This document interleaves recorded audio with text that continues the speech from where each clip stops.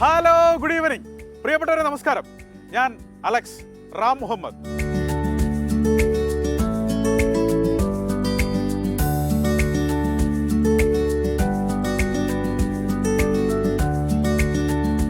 വഴികൾ ഒരുപാടുണ്ട്, കഥകളും ഒരുപാടുണ്ട്. എന്നാൽ ആ വഴികളിലൂടെ സഞ്ചരിച്ച് കഥകളുടെ ഉള്ളറ തേടിയെത്തുന്ന യാത്ര ഒന്നേ ഉള്ളൂ, റൈഡിംഗ് റിപ്പോർട്ടർ. റൈഡിംഗ് റിപ്പോർട്ടറിന്റെ ഏറ്റവും പുതിയൊരു അധ്യായത്തിലേക്ക് ഏവർക്കും സ്വാഗതം.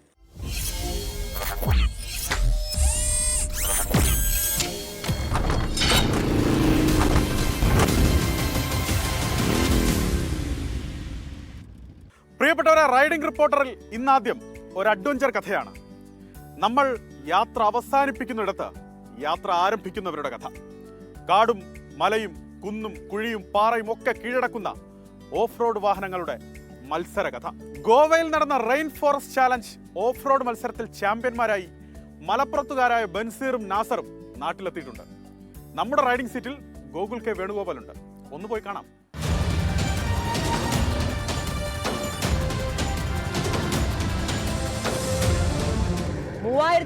cc ഡീസൽ എഞ്ചിൻ വിഭാഗത്തിലാണ് ഇതായി കാണുന്ന വണ്ടി മത്സരിച്ച് കപ്പടിച്ച് വന്നിട്ടുള്ളത്. ഗോവയിലായിരുന്നു മത്സരം. ഇവിടെ മലപ്പുറം മങ്കടയിൽ കുറച്ച് ചെറിയ കുണ്ടും പാറയും മലകളും ഒക്കെ ഉണ്ട്. ഇതിനെ കൂടെ നമുക്ക് ഓടിച്ചു നോക്കാം അല്ലേ? ഇവിടെ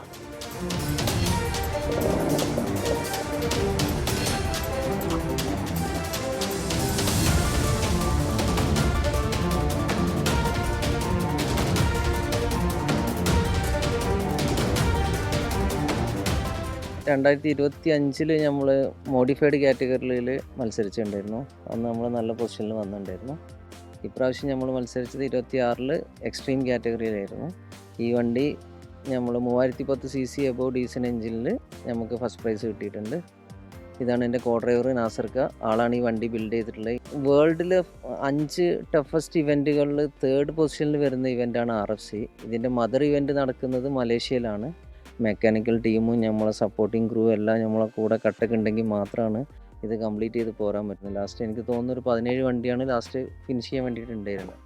അപ്പോൾ നമ്മളെ NC ഗാരേജിൽ നിന്ന് നാസർ ഖാൻ്റെ ബിൽഡ് അത്രയും സൂപ്പർ ബിൽഡ് അതിനെക്കൊണ്ട് വണ്ടി കംപ്ലൈൻ്റ് ഒന്നും ഇല്ലാണ്ട് നമുക്ക് ഓടാൻ പറ്റും.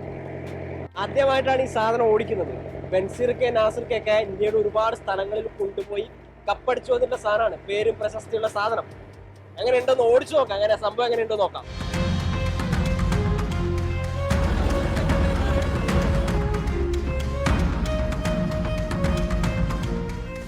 ഒരു ട്രാക്കിൻ്റെ ടൈം 15 മിനിറ്റ് ആയിരിക്കും. ആ 15 മിനിറ്റിൽ പെനാൾട്ടി ഇല്ലാണ്ട് ആരാണോ ഏറ്റവും കുറഞ്ഞ ടൈമിൽ ട്രാക്ക് ഫിനിഷ് ചെയ്യുന്നത് അവർക്കായിരിക്കും കൂടുതൽ പോയിൻ്റ് ഉണ്ടാവുക.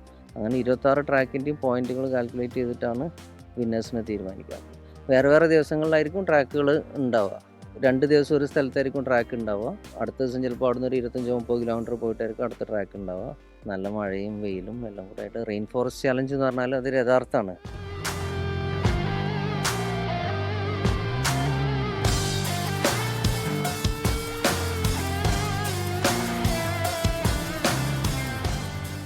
മൂന്ന് കാറ്റഗറിയാണ്: സ്റ്റോക്ക്, മോഡിഫൈഡ്, പിന്നെ എക്സ്ട്രീം. നേട്ടം എന്ന് പറഞ്ഞു കഴിഞ്ഞാൽ നമുക്കൊരു സെൽഫ് സാറ്റിസ്ഫാക്ഷൻ കിട്ടും. ഞാനൊരു RFC വിന്നറാണ്, അല്ലെങ്കിൽ RFC കാറ്റഗറി വിന്നറാണ്, അല്ലെങ്കിൽ അടുത്ത പ്രാവശ്യം നമുക്ക് വീണ്ടും പോയിട്ട് ഒന്നും കൂടെ ഒന്ന് വിൻ ചെയ്യണം. ഇങ്ങനെ ഒരു പാഷൻ്റെ പുറത്ത് പോകുന്നത്, വേറെ ഇതിലൊരു ഫിനാൻഷ്യൽ ബെനിഫിറ്റ് കൊണ്ട് പോകുന്നതല്ല.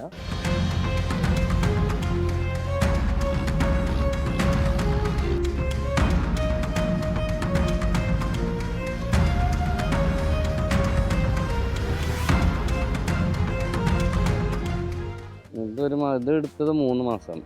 പിന്നെ ഇതിൻ്റെ ഇഞ്ചൻ എന്ന് പറഞ്ഞാൽ 3 ഇഞ്ചനാണ്, ഒറ്റ ഇഞ്ചനല്ല. അപ്പോൾ ട്രാക്ടറിൻ്റെ ഇഞ്ചൻ്റെ ക്രാങ്ക് വരുന്നുണ്ട്. പിന്നെ പുതിയ മോഡൽ നിസാൻ്റെ ഒരു ഇഞ്ചന്, പിന്നെ ആറ്റിക്കും പഴയ മോഡൽ നിസാൻ്റെ ഒരു ഇഞ്ചനാക്കപ്പാടെ മിക്സ് ചെയ്തിട്ട് അങ്ങനെയുള്ള 3191 വരുന്നുണ്ട് CC.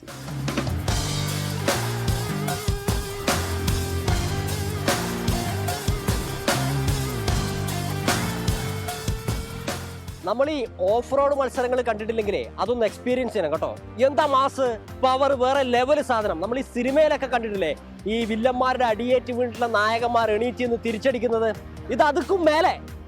സന്ദീപിനും മുനീഷ് തിരൂരിനുമൊപ്പം ഗോകുൽ കെ വേണുഗോപാൽ, 24 മലപ്പുറം. പ്രിയപ്പെട്ടവരെ, തിരക്കുപിടിച്ച നഗരത്തിൽ നിന്ന് ഒരല്പം മാറി സമാധാനമായി ഇരിക്കാൻ പറ്റിയ സ്ഥലമുണ്ടോ കൊച്ചിയിൽ? ക്വസ്റ്റ്യൻ മാർക്കാണേ. ചോദ്യചിഹ്നം. അങ്ങനെ ഒരു സ്ഥലം തേടിയുള്ള യാത്രയിലാണ് ഞങ്ങളുടെ റൈഡിംഗ് റിപ്പോർട്ടർ വിനീത വിജി. ഒടുവിൽ നഗരത്തിൽ തന്നെ വിനീത അങ്ങനെ ഒരു സ്ഥലം കണ്ടെത്തിയിട്ടുമുണ്ട്. ആ സ്ഥലം പരിചയപ്പെടുത്തുകയാണ് റൈഡിംഗ് റിപ്പോർട്ടറിൽ ഇനി. ആകെ മൊത്തം ബഹളം, പൊല്യൂഷൻ, ഗതാഗതം, ചൂട് എല്ലാം കൂടി ഒരു രക്ഷയില്ല സുമേഷ് ജി. ഇവിടെ നിന്നൊക്കെ മാറി ഒരല്പം സമാധാനം കിട്ടുന്ന ഏതെങ്കിലും ഒരു സ്ഥലമുണ്ടോ? ഒരു സ്ഥലം ഉണ്ട് ശരിക്കും സമാധാനം കിട്ടുന്ന സ്ഥലം? സമാധാനം കിട്ടുന്ന സ്ഥലം നമ്മുടെ സിറ്റിന്ന് കുറച്ച് ദൂരമുള്ളൂ. നല്ലൊരു ഭംഗിയുള്ള സ്ഥലം. നമുക്കൊന്ന് അങ്ങോട്ടേക്ക് പോയാലോ? ഓക്കെ, പോവാം. അപ്പൊ എന്നാ പിന്നെ അങ്ങോട്ടേക്ക് ഒന്ന് പോയി നോക്കാം.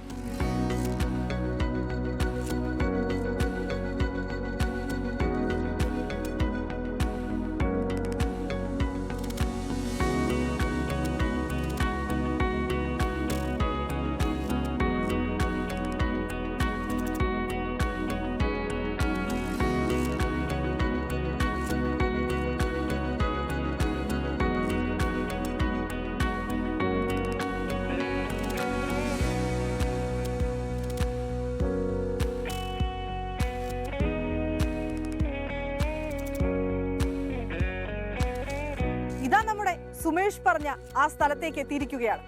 തൃപ്പൂണിത്തുറ ഇരുമ്പ് പാലം. ആ കാണുന്നതാണ് പാലം. മറുവശത്ത് പുഴയുണ്ട്, പച്ചപ്പുണ്ട്, ഹരിതാപയുണ്ട്. ഒരു കുന്നിക്കുരുവോളം സമാധാനം തേടിയാണ് ഇങ്ങോട്ടേക്ക് എത്തിയതെങ്കിൽ ഇതാ ഇവിടെ ഒരു കുന്നോളം സമാധാനം.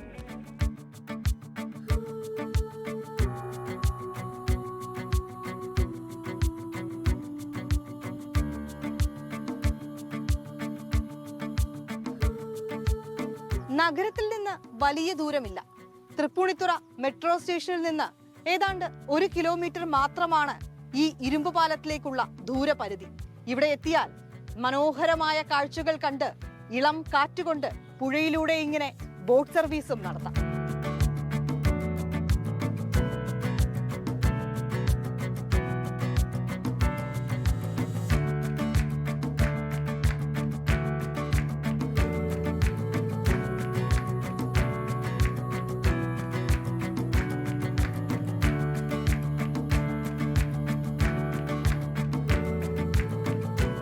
ബോട്ട് സർവീസ് നമുക്ക് രാവിലെ തൊട്ടുണ്ട്. പിന്നെ ഈ ഒഴുക്കും കാര്യങ്ങളും നോക്കിയിട്ടാണ് ഇറക്കണത്. പിന്നെ പ്രത്യേകിച്ച് നമുക്ക് അവിടെ ഇവിടെ നോക്കണ ദൂരം വരെ പോവാം. ലൈഫ് ജാക്കറ്റ് എല്ലാ സജ്ജീകരണങ്ങളും എല്ലാം ഉണ്ട് നമുക്ക്. ഇപ്പോൾ നിലവിൽ 100 രൂപയാണ് ഒരാൾക്ക് ചാർജ് ചെയ്യുന്നത് അരമണിക്കൂറിന്. 2 ബോട്ടുകളാണുള്ളത്. എല്ലാ സുരക്ഷയും ഇൻഷുറൻസും എല്ലാം ഉണ്ട്. നിങ്ങൾക്ക് ഒറ്റയ്ക്ക് റൈഡ് ചെയ്ത് പോകണമെങ്കിൽ അങ്ങനെ പോവാം. അല്ലെങ്കിൽ കൂടെ ആൾ വേണമെന്നുണ്ടെങ്കിൽ അങ്ങനെ ആൾ വരും. കറങ്ങി ജസ്റ്റ് അതിൽ കറങ്ങി ഇങ്ങനെ പോരും.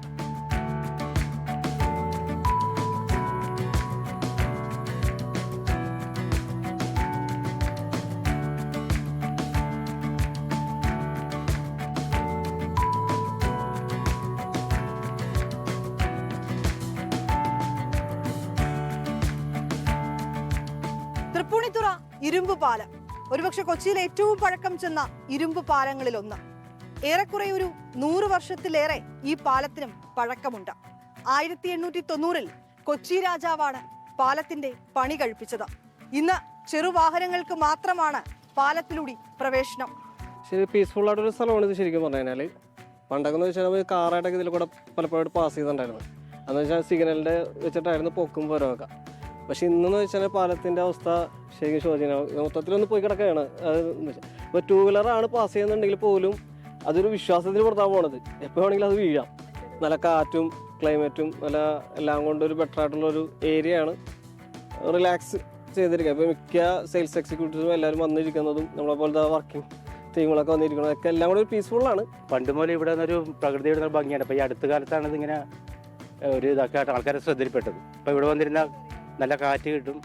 അവരിവിടെ ഒരു കടയുണ്ടായിരുന്നു. പിന്നെ വിദ്യാർത്ഥികളെ കൂടുതൽ വന്നുകൊണ്ടിരുന്നത്, ആൺകുട്ടികളും പെൺകുട്ടി. പിന്നെ ടൈം പാസിന് വേണ്ടി ആൾക്കാരൊക്കെ ഇവിടെ വന്നിരിക്കും.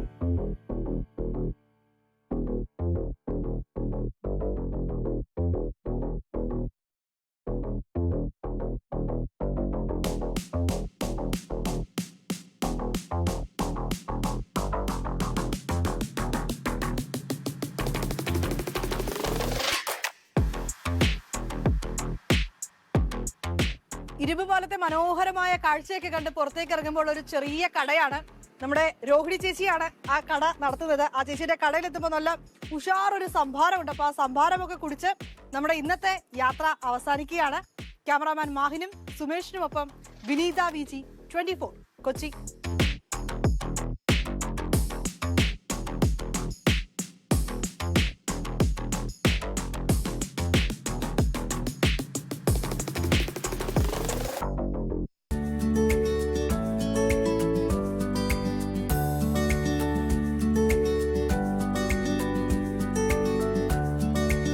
ഒരു പ്രയോഗമുണ്ടേ, പട്ടിയെ പോലെ കിടന്ന് പണിയെടുക്കുന്നു എന്ന്. അങ്ങനെ കേൾക്കുമ്പോൾ ചിലർക്കെങ്കിലും തോന്നും അതിന് പട്ടികളെന്ത് പണിയെടുക്കുന്നതെന്ന്. പക്ഷെ അത് അങ്ങനെയല്ലെന്നേ. കാവൽ പട്ടികളുടെ ജോലിയാണ്, നമുക്കറിയാം. പക്ഷെ അതൊന്നുമല്ലാതെ കുറേ അധികം ഉത്തരവാദിത്വമുള്ള കുറേ കാര്യങ്ങൾ കൂടി അവർ നിറവേറ്റുന്നുണ്ട്. അതിലൊരു അനുഭവം ഞാൻ പറയാം. വയനാട് ചൂരൽമല ദുരന്തത്തിൽ അകപ്പെട്ടു പോയവരെ, കാണാതായവരെ രക്ഷിക്കുന്നതിന് വേണ്ടി, കണ്ടെത്തുന്നതിന് വേണ്ടി പോലീസ് നായ്ക്കൾ നടത്തിയ ഇടപെടൽ ശ്രദ്ധേയമാണ്. അതിന് ഞാൻ അനുഭവസ്ഥനാണ്, ഞാൻ കണ്ടുകൊണ്ട് നിൽക്കുന്നതാണ്. അതുപോലെ തന്നെ വയനാട്ടിലെ പോലീസിനെ സഹായിക്കുന്നതിന് വേണ്ടി ഓപ്പറേഷൻ തൂഫാനിലും മറ്റു സങ്കീർണ ഘട്ടങ്ങളിലുമെല്ലാം ഒരു പരാതികളും ഇല്ലാതെ പ്രവർത്തിക്കുന്ന ചില പടയാളികളുണ്ട്. അവരെക്കുറിച്ചുള്ള കഥയാണ് ഇന്ന് വയനാട്ടിൽ നിന്നും കാളിദാസൻ ദേവദത്തൻ പറയുന്നത്.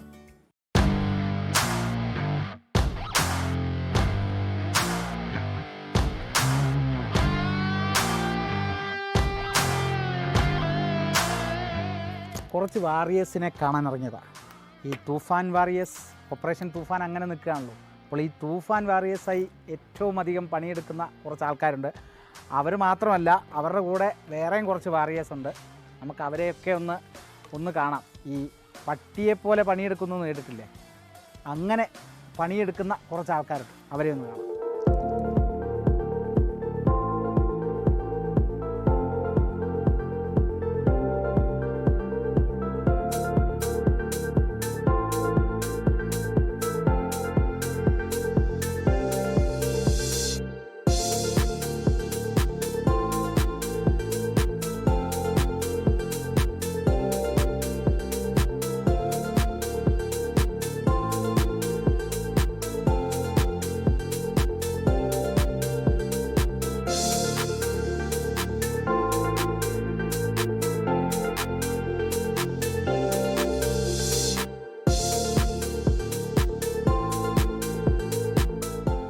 വയനാട് പുത്തൂർവയലിലെ ക്യാമ്പിലാണ്. ഇവിടെയാണ് നമ്മുടെ തൂഫാൻ വാറിയേഴ്സും അതേപോലെ ദുരന്തമുഖത്തെ വാറിയേഴ്സും ഒക്കെ ഉള്ളത്. പടയാളികൾ, ആ പടയാളികൾ ഇവിടെയുണ്ട്. 5 പേരുണ്ടെന്നാണ് കേട്ടത്. സുധീർ സാറുണ്ട് നമ്മുടെ ഇവിടെ. സുധീർ സാർ, ഇവിടെ എത്ര പേരുണ്ട്? 5 പേരുണ്ടെന്നാണ് ഞാൻ കേട്ടത്.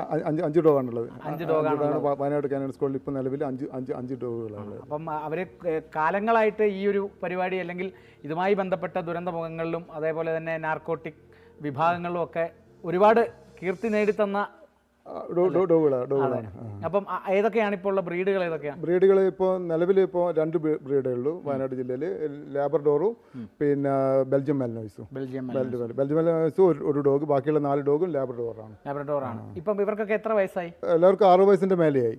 2 ഡോഗുകൾക്ക് 10 വയസ്സ് കഴിഞ്ഞു. അപ്പം വിരമിക്കാറായി. 10 വയസ്സാണ് വിരമിക്കൽ പ്രായം. അപ്പോൾ വിരമിക്കാറിൻ്റെ 2 പേര് നിൽക്കുന്നത്.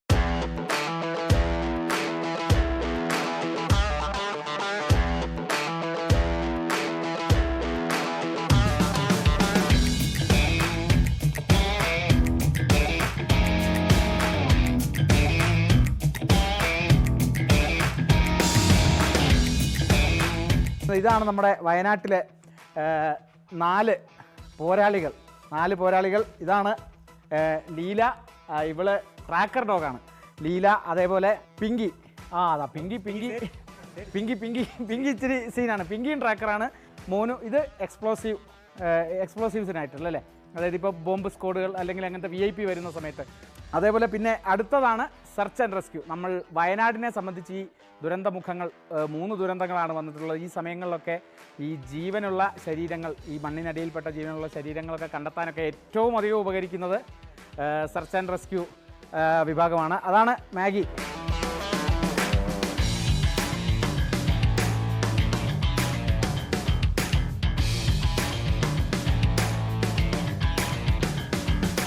കൂട്ടത്തിലെ ഒരേ ഒരു ആൺതരി മോനു എക്സ്പ്ലോസീവ് ഡോഗാണ്. അപ്പോൾ മോനു എങ്ങനെയാണ് ഈ എക്സ്പ്ലോസീവ്സ് കണ്ടുപിടിക്കുന്നതെന്നുള്ളത് നമ്മൾ സിനിമയിലൊക്കെ കണ്ടിട്ടുണ്ട്. ഇതിൻ്റെ ഒരു പരിപാടി എങ്ങനെയാണെന്നുള്ളത് മോനു തന്നെ കാണിച്ചു തരും.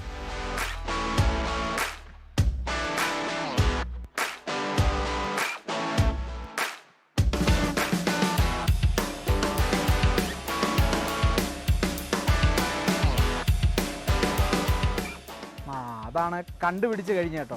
കണ്ടുപിടിച്ച് കഴിഞ്ഞാൽ അത് കൃത്യം അവിടെ ഇരിക്കുക എന്നുള്ളതാണ്. അത് പിന്നും അവിടെ ഒന്നും കൂടെ ഫോക്കസ് ചെയ്ത് വീണ്ടും ഒന്ന് സ്നിഫ് ചെയ്യും. യെസ്, ഉറപ്പിച്ചു. നമ്മൾ തേടി വന്ന തൂഫാൻ വാരിയർ ഇവനാണ് കേട്ടോ. ഇവനാണ് ഇവിടുത്തെ പ്രധാനപ്പെട്ട തൂഫാൻ വാരിയർ. നാർക്കോട്ടിക് വിഭാഗം ഡോഗാണ്. സുൽത്താൻ എന്നാണ് പേര്. 7.5 വയസ്സായി. ഇപ്പം കക്ഷി കുറച്ച് ക്ഷീണത്തിലാണ്. ഇപ്പം ഈ തൂഫാൻ വേട്ടയുടെ ഭാഗമായിട്ടൊന്നും കുറച്ചധികം പണിയുണ്ടായിരുന്നല്ലേ? പണിയുണ്ടായിരുന്നു. അപ്പം കഴിഞ്ഞ മാസങ്ങളിലൊക്കെ ഇപ്പോൾ തുടങ്ങിയതിന് ശേഷം അതിൻ്റേതായിട്ടുള്ള ഓട്ടങ്ങളൊക്കെ ഉണ്ടാവും. ഡ്യൂട്ടി ഉണ്ടായിരുന്നു. നല്ല ഓട്ടം. ഒരു സ്നിഫർ നായയുടെ അതിനേക്കാളും ട്രാക്കർ ഡോഗ് എന്നാണ് പറയുക. ഇവിടെ 2 ട്രാക്കർ ഡോഗാണുള്ളത്. ഇവിടെ ഇപ്പം അതെങ്ങനെയാണ് ആ സ്മെല്ല് എടുക്കുക, ആ സ്മെല്ലിൽ നിന്ന് അയാളെ കണ്ടുപിടിക്കുക എന്നുള്ളത് നോക്കാം. ഇവിടെ ഒരു ചെറിയ കുറച്ച് കർച്ചീഫുകൾ വെച്ചിട്ടുണ്ട്. നേരെ ലീല നേരെ പോയി ഈ കർച്ചീഫുകളെല്ലാം മണക്കും. അതോടൊപ്പം ഇവിടെയുള്ള ഒരു ട്രെയിനറുടെ കർച്ചീഫും കൂടെ ഉണ്ട്. ആ ട്രെയിനറിൻ്റെ സ്മെല്ല് അതിൻ്റെ അകത്തുണ്ട്. അപ്പോൾ ആ സ്മെല്ല് വെച്ചിട്ട് ആ സ്മെല്ല് കൃത്യമായി അത് കണ്ടുപിടിക്കുക എന്നുള്ളിടത്താണ് ഏറ്റവും വലിയ ഒരു ടാസ്ക്. അതിപ്പം തുടങ്ങാൻ പോവുക. ഇനി ഒരറ്റത്തുനിന്ന് മെല്ലെ അവിടെ നിന്ന് തിരിഞ്ഞ് ഈ പരിപാടിയിലേക്ക് കടക്കും.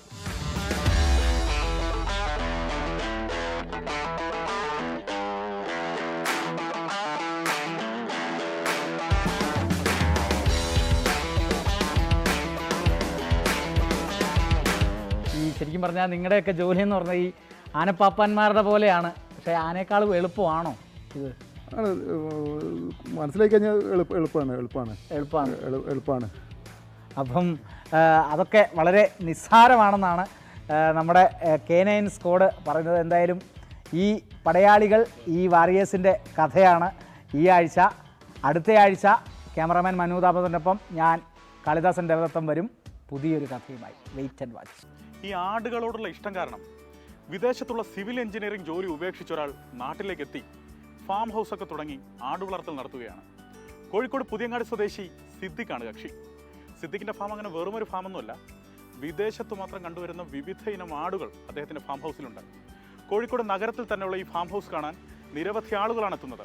ആ വിശേഷം പറയുന്നത് കോഴിക്കോട് നിന്ന് അജി കുഞ്ഞുമോനാണ്.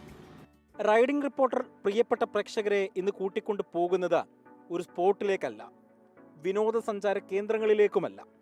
ആടുകളോട് അമിതമായ ഇഷ്ടം തോന്നി പ്രവാസ ജീവിതം അവസാനിപ്പിച്ച് വ്യത്യസ്ത ഇനം ആടുകളെ വളർത്തുന്ന ഒരു മനുഷ്യൻ്റെ കഥയറിയാൻ വേണ്ടിയാണ്.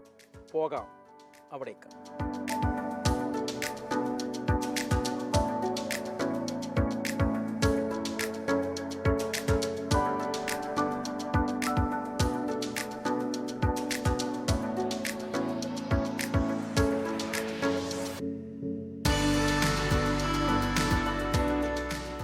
ആടൊരു ഭീകരജീവിയാണോ? എന്നാൽ കോഴിക്കോടുകാരനായ സിദ്ദിഖ പറയും അല്ലെന്ന്. അതെന്താണെന്ന് സിദ്ദിഖയോട് തന്നെ ചോദിക്കാം.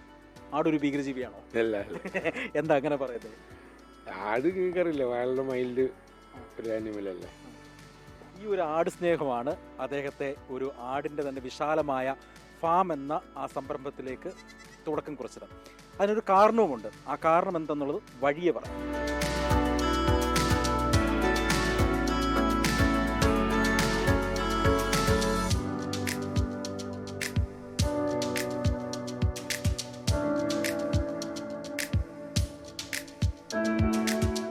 അബുദാബിയിൽ സിവിൽ എഞ്ചിനീയർ ആയിരുന്ന സിദ്ദിഖ് എന്ന മനുഷ്യൻ നാട്ടിലേക്ക് എന്തിനാണ് ആടുമായി വന്നത്? അല്ല, അവിടെ കോവിഡൊക്കെ കഴിഞ്ഞപ്പോഴേ, കോവിഡൊക്കെ ആയപ്പോൾ പിന്നെ പോകാൻ പറ്റില്ല. അപ്പോൾ എനിക്ക് 60 കഴിഞ്ഞു, പിന്നെ നിർത്തി. അത് പിന്നെ ആടുകളുടെ സ്നേഹം. അതെ, അത് ആട് എനിക്ക് വളരെ ഇഷ്ടപ്പെട്ടൊരു സംഭവമായിരുന്നു. വന്ന് ഒരാടിൽ നിന്ന് തുടങ്ങി പിന്നെ ഒത്തിരി ആടായി, ഇപ്പോൾ 19 ആടായി. പക്ഷേ ഈ 50 ആട് ഞാൻ ഇവിടെ വന്ന് നോക്കിയപ്പോഴേ നമ്മുടെ ഈ നാട്ടിൻ പുറത്ത് കാണുന്ന ആടുകളൊന്നും അല്ല. 10ഓളം വെറൈറ്റി ആടുകളുണ്ട്. കനേഡിയൻ പിഗ്മി, അതിൽ തന്നെ 2-3 വെറൈറ്റി ഉണ്ട്. സിൽക്കി എന്നും പറയും, സിങ്ക് ഗോട്ട് എന്നും പറയും, അതുണ്ട്. പിന്നെ ബാർബറി, സിരോഹി, ബീറ്റല്, തോത്താപ്പുരി, മലബാരി. നമ്മുടെ നാട്ടിൻ പുറത്ത് കാണുന്നുണ്ട്. ഇപ്പൊ കാനഡയിൽ മാത്രം കണ്ടു വളർന്ന ആടുണ്ടല്ലോ, അതിന്റെ പേരെന്തായിരുന്നു? അതിന്റെ പേര് കനേഡിയൻ പിഗ്മി. അപ്പൊ അതൊക്കെ നമ്മുടെ ഈ നാട്ടിലെ ആവാസ വ്യവസ്ഥയോട് ഇണങ്ങുന്ന ആടുകളാണോ? വലിയ കുഴപ്പമൊന്നുമില്ല, ഓരോക്കെ ഒപ്പിച്ചു പോകുന്നുണ്ട്.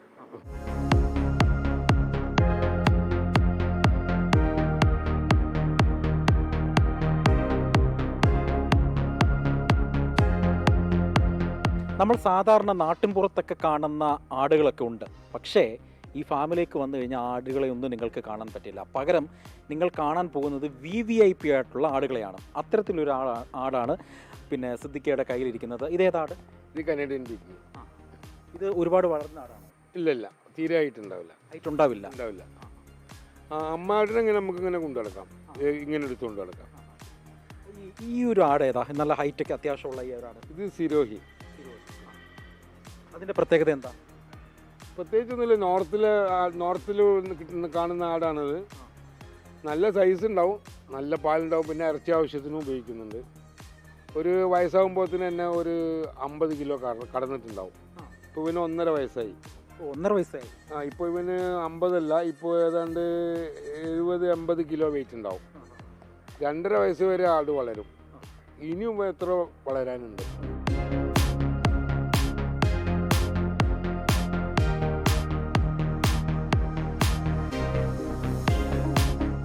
ചൈനയിൽ നിന്നുള്ള മറ്റൊരു VIP ഞാൻ പ്രേക്ഷകർക്ക് കാണിച്ചു തരാം. ഈ VIPയുടെ പേര് എന്താണ് സിദ്ദിഖ്? ഈ VIPയുടെ പേര് സിങ്ക് ഗോട്ട് എന്ന് പറയും, സിൽക്കി എന്നും പറയും. സിൽക്കി. പക്ഷെ നമുക്ക് മലയാളികൾക്ക് ആ പേരൊന്നും വഴങ്ങില്ല. അപ്പൊ സിൽക്കി എന്ന് അവിടെ എല്ലാവരും പറയും, മലയാളീസ് പറയുന്നത് സിൽക്കി എന്നാണ്. ഈ സിദ്ദിഖ് എന്തെങ്കിലും ഓമന പേര് ഇട്ടിട്ടുണ്ടോ?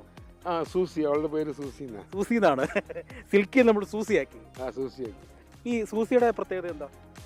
പ്രത്യേകിച്ച് കാണാനുള്ള ഭംഗി തന്നെ. ഒത്തിരി രോമം ഉണ്ടാവും, തീരെ ഹൈറ്റ് കാണൂല.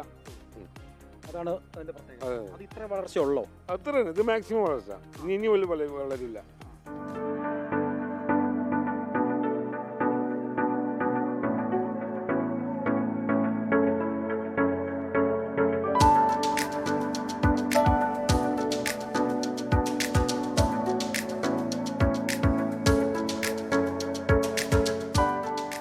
സിദ്ദിഖ് എന്ന മനുഷ്യൻ ആടുകളെ നോക്കുന്നതും പരിപാലിക്കുന്നതും പൊന്നുപോലെ തന്നെയാണ്. അത് നമുക്ക് കാണാനും കഴിയും. ഇനിയും വ്യത്യസ്ത ഇനം ആടുകളെ അദ്ദേഹം തേടിക്കൊണ്ടേയിരിക്കുന്നുണ്ട്. റൈഡിംഗ് റിപ്പോർട്ടറിൽ മനോഹരമായ ഈ ദൃശ്യങ്ങൾ പകർത്തിയ അനൂപ് പാലയ്ക്കൊപ്പം അജി കുഞ്ഞുമോൻ, 24 കോഴിക്കോട്. പ്രിയപ്പെട്ടവരെ, റൈഡിംഗ് റിപ്പോർട്ടറിന്റെ ഇന്നത്തെ സമയം പൂർത്തിയാകുന്നു.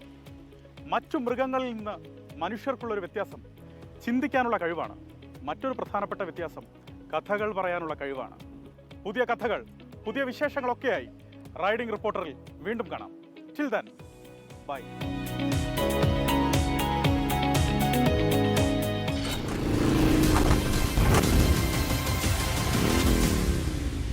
ലോകത്തെവിടെയായാലും ഏത് സമയത്തും 24 വാർത്തകളും ഓഗ്മെന്റഡ് റിയാലിറ്റി പാക്കേജുകളും എക്സ്പ്ലെയിനറുകളും വിശദമായി കാണാൻ ഞങ്ങളുടെ YouTube ചാനൽ നിങ്ങൾക്ക് സബ്സ്ക്രൈബ് ചെയ്യാം.